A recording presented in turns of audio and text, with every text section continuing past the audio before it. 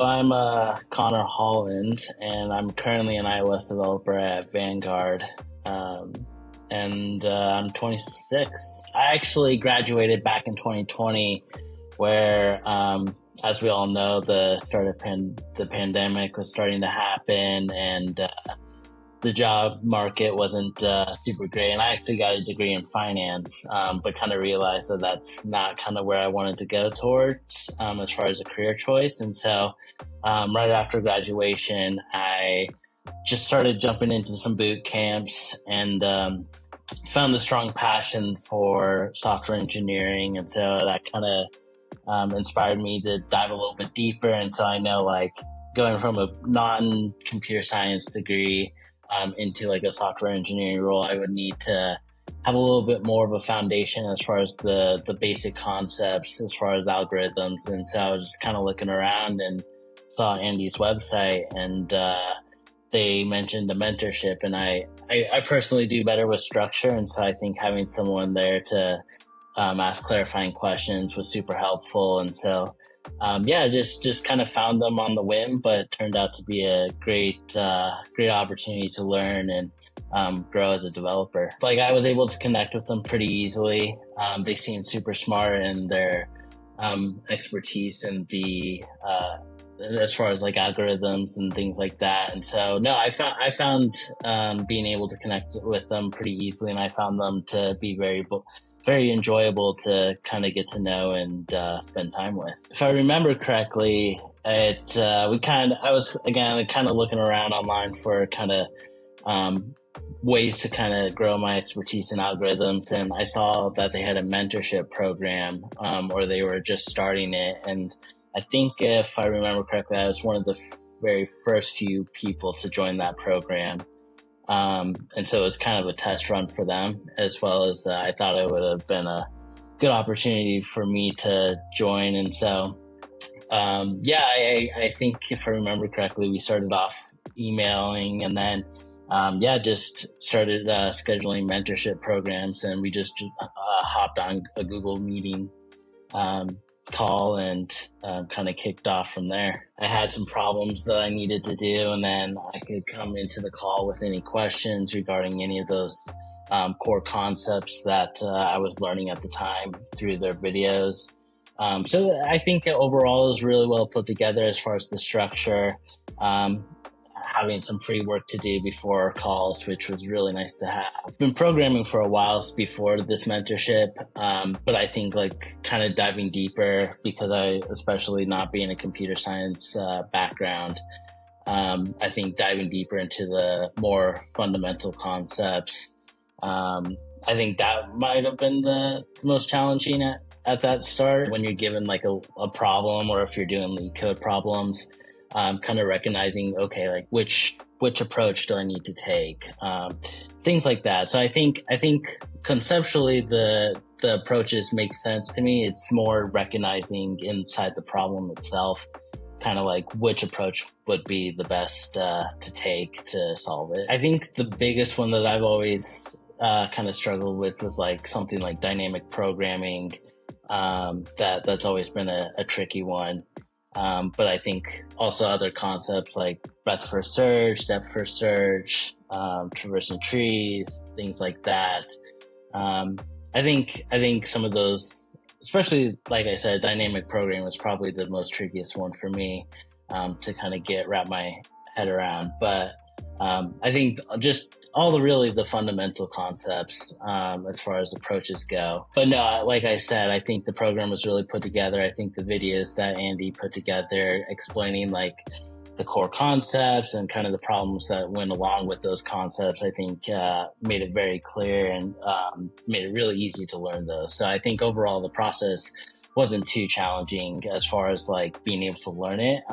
Applying it, of course, is always the tricky part. But no, I think as far as the educational side, I found it to be very helpful. As a testament, I got a full-time job because of it. And so now I have to dedicate I have to give Andy a lot of credit for that mentorship program, because I did learn a lot that helped me pass the interviews that I've taken, and feel a lot more confident in my ability to take those.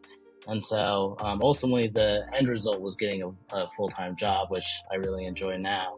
And then just being able to feel more confident going forward if I ever do any other interviews. Vanguard's interview process is a little bit easier, but I also did Amazon's interview as well. And unfortunately fell a little bit short on that. But going into it, I felt really confident in my ability because of the mentorship program. And so like I said, I barely fell short. Like I got feedback from it, and I was actually really, really close to actually getting a job from them. So, and especially with that being my first big tech interview, I think there's a little bit of nerves going on there. But I think going into like the technical process or technical interviews, I think having that knowledge that I learned from the mentorship program really helped set me up to kind of hit the ground running as far as big tech interviews. 2 months, I think, after I finished the mentorship, it was pretty quick. I luckily got a job pretty quickly after I finished my second boot camp. And so I was fortunate, but I think, like I said, a lot of credit has to go to Andy and the educational material that I learned from him, and it really helped me set myself up for a lot of success going forward. So can't thank him enough. Yeah, I mean, my parents were pretty excited about it. I think they were pretty confident that I'd end up getting a job at some point. So luckily it happened sooner than later. But no, like I said, it took a lot of work to get to where I am. And so I think that's something that I look back on and I'm just proud of, because it did take a lot of work, especially coming from a non-computer science degree, to kind of learn those fundamentals, to pass the interviews, and then to ultimately get the job. So I think there was a lot of work, but ultimately it was worth it. I was living in Colorado when I got the job, and when I initially started the job, it was fully remote, and then they switched to a hybrid model, so I would have to start going into the office 3 days a week. So I actually had to move from Colorado to Pennsylvania, which wasn't a bad move. It was nice to kind of get a change of scenery. But yeah, it did require me to make a move there. I actually like it a lot out here. It's definitely not the Colorado scenery, but it's definitely like a new type of scenery that I do enjoy. And there's a lot to do out here, so can't complain. But there's also like a lot of farmers markets kind of out where I am, so those are pretty cool. And then yeah, I mean it's fairly close to like the ocean, so if I ever did want to go to like a beach or something, I could just drive down.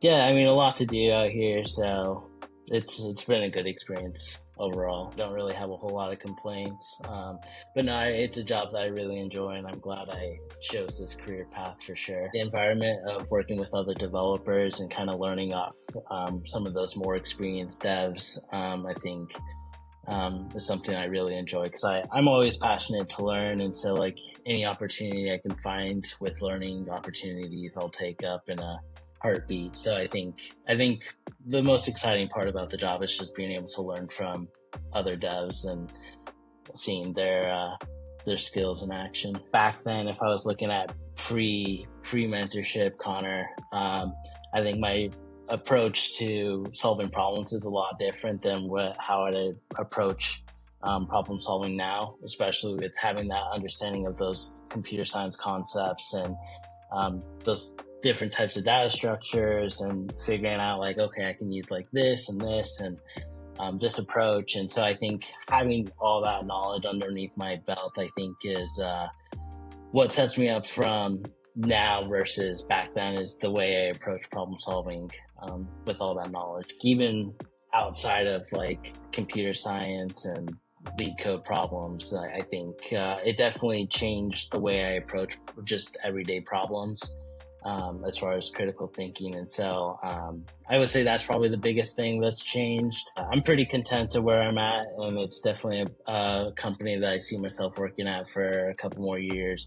But at end goal, I definitely kind of want to expand kind of the projects that I work on. And so I'll look at new opportunities and kind of see where it ends up. But I'm kind of go with the flow kind of guy. So I'll just kind of see where it takes me. But I think it would be cool to end up in like a big tech or a startup company. So that's kind of where I have my eyes set as far as like down the line.